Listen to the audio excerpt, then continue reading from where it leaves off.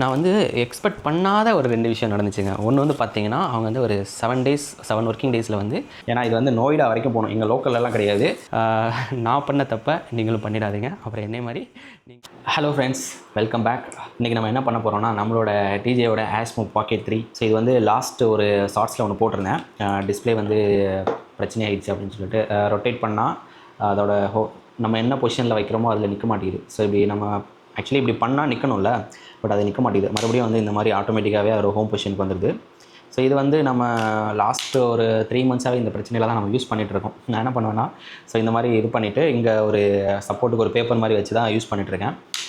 ஏன் வாரண்டியில் தான் இருக்குது, நம்ம ஏன் வந்து அனுப்பலை அப்படின்னா, ப்ராப்பரான ஒரு வாரண்டி கான்டாக்ட்ஸ் வந்து எனக்கு கிடைக்கல. ஸோ அதனால் வந்துட்டு நான் வாரண்டி அனுப்பாமையே இப்படியே வந்து ஓட்டிகிட்ருந்தேன். பட் இன்னும் ஒரு 2 மந்த்ஸில் வந்து வாரண்டி முடிய போகுது. அதனால் வேறு ஆப்ஷனே இல்லை, சென்ட் பண்ணி தான் ஆகணும் அப்படின்னு சொல்லிட்டு நம்ம போட்டோம் இல்லையா, ஆல்ரெடி ஒரு ஷார்ட்ஸ் ஒன்று போட்டிருந்தோம்ல. ஸோ அதிலே வந்து டிஜே வந்து காண்டாக்ட் பண்ணியிருக்காங்க.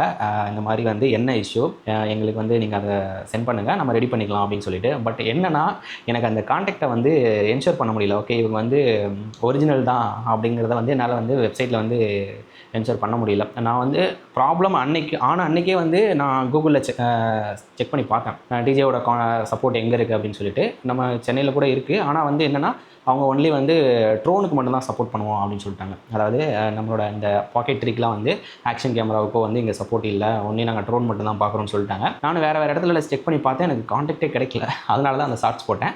அந்த ஷார்ட்ஸ் பார்த்துட்டு அவங்களே வந்து எனக்கு காண்டாக்ட் பண்ணியிருந்தாங்க. இருந்தாலுமே அந்த கான்டாக்ட்ஸை கூட என்னால் வந்து ஓகே இவங்க வந்து உண்மையான ஒரு அத்தரைஸ்டு தான் அப்படிங்கிறத வந்து என்னால் என்ஷூர் பண்ண முடியல. அதனாலே வந்து ஒரு பயத்தால் இன்னொன்று என்ன சொல்லியிருந்தாங்கன்னா, நீங்கள் வந்து என்ன திங்ஸ்லாம் வாங்கினீங்களோ அதை அப்படியே எங்களுக்கு அனுப்புங்க அப்படின்னு சொல்லியிருந்தாங்க. நம்ம இதை அப்படியே அனுப்பி அவன் அப்படியே எடுத்துகிட்டு போயிட்டானா. அதனால் வந்து அதனால நான் அனுப்பாமல் அப்படியே வச்சு ஓட்டிகிட்டு இருந்தேன். சரி ஓகே, எவ்வளோ நாள் தான் நம்மளும் வந்து இந்த மாதிரியே பயந்துகிட்டே இருக்கிறது, அனுப்பிச்சு தான் பார்த்துருவோமே அப்படின்னு சொல்லிட்டு. ஏன்னா 2 மந்த்ஸில் வாரண்டி முடிய போகுது. இது நம்ம வெளியில் எங்கேயும் சர்வீஸ் பண்ண முடியாதுன்னு நினைக்கிறேன். ஏன்னா இந்த டிஸ்பிளே இது வந்து நம்ம வெளியிலேயே சர்வீஸ் பண்ண முடியாது. ஓகே, வாரண்டியில் இருக்கும்போதே அவங்களுக்கு அனுப்பிச்சிடலாம், என்ன தான் நடக்குதுன்னு பார்த்துருவோமே அப்படின்னு சொல்லிட்டு இப்போ வந்து நான் அதை அனுப்ப போகிறேன் வாரண்டியில்.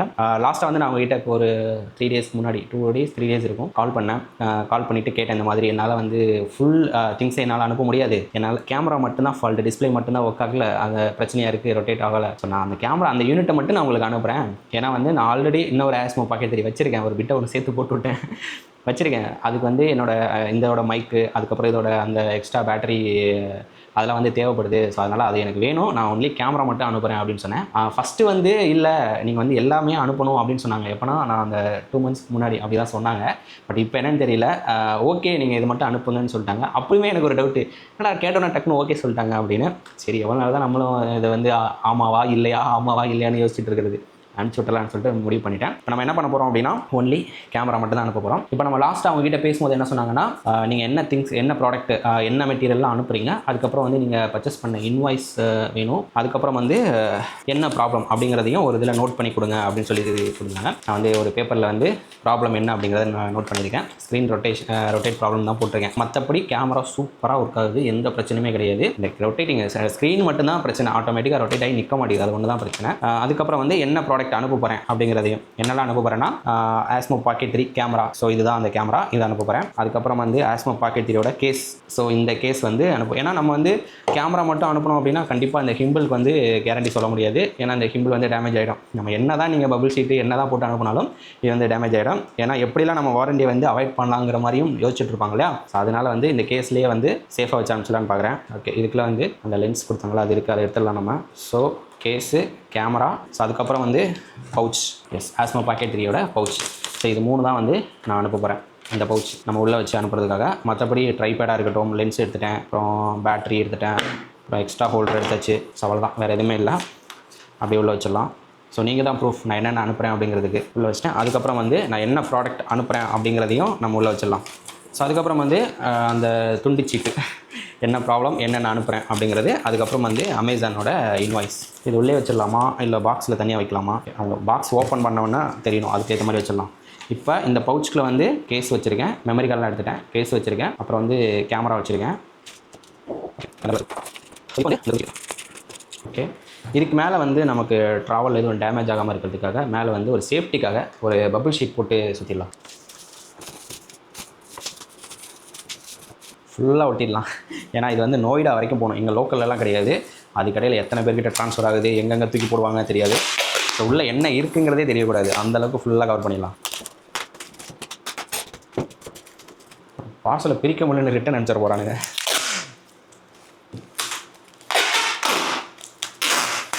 ஓகே, இதுக்கு மேலே சுத்தனம்னா கண்டிப்பாக காண்டாயிடுவானுங்க. ஓகே, நம்ம வந்து இப்போ யாருக்கு அனுப்ப போகிறோம் அப்படின்னா ageless digital technology private limited. இது உத்தரப்பிரதேசில் நோய்டாவில் இருக்குங்க. ஸோ அங்கே தான் வந்து நம்ம அனுப்ப போகிறோம். இதுக்கப்புறம் நான் போயிட்டு கொரியர், எந்த கொரியர் இங்கே அக்செப்ட் பண்ணுவாங்கன்னு தெரியல, அதையும் போய் நம்ம தேடணும். அதை அப்புறம் பார்த்துக்கலாம், அது வேறு டிபார்ட்மெண்ட். ஓகே, கொரியர் ரெடி ஆகிடுச்சு. இப்போ வந்து அவங்க என்ன ப்ராமிஸ் பண்ணியிருக்காங்கன்னா 7 ஒர்க்கிங் டேஸில், அதாவது நாங்கள் வந்து பார்சல் ரிசீவ் பண்ணி 7 ஒர்க்கிங் டேஸில் வந்து உங்களுக்கு வந்து ரிட்டன் கிடச்சிரும் அப்படிங்கிற மாதிரி சொல்லியிருக்காங்க.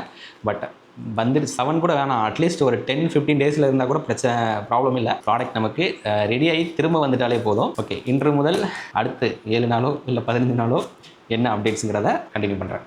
ஆஃப்டர் 18 டேஸ்க்கு அப்புறம் வந்து டிஜேயிலேருந்து இந்த பார்சல் வந்து நம்ம ரிசீவ் பண்ணியிருக்கோம். இந்த மாதிரி தான் வந்து பார்சல் வந்துச்சு. பக்காவாக ஃபுல் சேஃப்டியாக வந்து பேக் பண்ணியிருந்தாங்க. நான் வந்து வந்தவனே வந்து ஓப்பன் பண்ணிட்டேன். ஏன்னா எனக்கு வந்து என்னடா இருக்குது, ரெடி பண்ணிட்டாங்களா, கரெக்டாக அனுப்பிச்சிருக்காங்களா அப்படின்னு எனக்கு வந்து பார்க்கணுன்னு ரொம்ப ஆவலாக இருந்தது. ஸோ வந்தவனே வந்து எல்லாத்தையும் ஓப்பன் பண்ணி ஒரு வாட்டி நான் செக் பண்ணிட்டேன், எல்லாமே கரெக்டாக இருக்கா அப்படின்னு சொல்லிட்டு. ஸோ இருந்தாலும் உங்களுக்கு அந்த ஃபீல் கொடுக்கணும் அப்படிங்கிறதால மறுபடியும் அது எல்லாத்தையும் உள்ளே வச்சுருக்கேன். ஸோ இப்படி தான் வந்து பார்சல் வந்துச்சு. நான் வந்து எக்ஸ்பெக்ட் பண்ணாத ஒரு 2 விஷயம் நடந்துச்சுங்க. ஒன்று வந்து பார்த்தீங்கன்னா, அவங்க வந்து ஒரு 7 ஒர்க்கிங் டேஸில் வந்து உங்களுக்கு ப்ராடக்ட் ரெடியாகி நாங்கள் ரிட்டன் அனுப்பிச்சிடுவோம் அப்படின்னு சொல்லியிருந்தாங்க. பட் எனக்கு அது வந்து நம்பிக்கை இல்லை. கண்டிப்பாக லேட் ஆகும், நம்ம எப்படி ட்ராக் பண்ணுறது, அதெல்லாம் வந்து எனக்கு கொஞ்சம் ஒரு பெரிய பயமாகவே இருந்துச்சு. பட் ஆனால் நம்ம கொரியர் அனுப்பிச்சு அவங்க ரிசீவ் பண்ணாங்க இல்லையா, நம்மளோட பார்சல் ரிசீவ் பண்ணி நம்ம ஒரு நம்பர் அதில் மென்ஷன் பண்ணியிருப்போம் பாருங்க, அந்த நம்பருக்கு எனக்கு மெசேஜ் வந்துச்சு, இந்த மாதிரி அவங்க பார்சல் ப்ராடக்ட் வந்து ரிசீவ் பண்ணிட்டோம் அப்படின்னு சொல்லிட்டு. அதிலிருந்து ஒரு ஐடி ஒன்று ஜென்ரேட் பண்ணி கொடுத்துருந்தாங்க. அப்புறம் கீழே வந்து ஒரு லிங்க் ஒன்று இருந்தது. அந்த லிங்க்கில் போய்ட்டு நம்ம ப்ராடக்ட்டை நம்ம நல்லா ட்ராக் பண்ணிக்க முடியும், என்ன ஸ்டேஜில் இருக்குது அப்படிங்கிறத. ஸோ வந்து 17 டேஸ் ஆனாலும் சரி, 20-25 ஆனாலும் சரி, வரி பண்ணவே தேவையில்லை. பக்காவான ட்ராக்கிங் டீட்டெயில்ஸ் வந்து எனக்கு கிடச்சிச்சுங்க. ஸோ அது வந்து ஒரு ஃபஸ்ட்டு நான் அதை வந்து எதிர்பார்க்கவே இல்லை. நெக்ஸ்ட்டு இன்னொன்று என்ன பார்த்திங்க அப்படின்னா, எல்லாத்தையுமே புதுசாக ரீப்ளேஸ் பண்ணி கொடுத்துருக்காங்க. நம்ம என்னெல்லாம் அனுப்பிச்சோமோ அதெல்லாம் வந்து பக்காவாக புதுசாக வந்துருக்குங்க. பாருங்கள், அந்த கவரில் நம்ம புதுசாக வாங்கினா அந்த கவர்லாம் வரல. ஸோ அந்த கவர் முதற்கொண்டு புதுசாக கொடுத்துருக்காங்க. உள்ளே பாருங்கள். ஸோ அந்த டேக்லாம் இன்னும் பிரிக்கவே இல்லை பாருங்கள், டேக் இருக்கா. ஸோ இந்த பவுச்சு, அப்புறம் கேமராவோட கவர், இது 3 தான் நான் சென்ட் பண்ணேன். மைக்கு ஹோல்டரு, பேட்டரி, இதெல்லாம் வந்து நான் வேறு ஒரு பயத்துக்காக நான் அனுப்பலை, அதெல்லாம் வந்து ஹோல்ட் பண்ணிட்டேன். ஸோ என்ன பிரச்சனையோ அதை மட்டும் தான் நான் ஷேர் பண்ணேன். நான் பண்ண தப்பை நீங்களும் பண்ணிடாதீங்க, அப்புறம் என்னை மாதிரி நீங்களும் ஃபீல் பண்ணுவீங்க. இது பாருங்கள், பவுச் வந்து புதுசாக கொடுத்துட்டாங்க. அதுக்கப்புறம் வந்து கேமரா.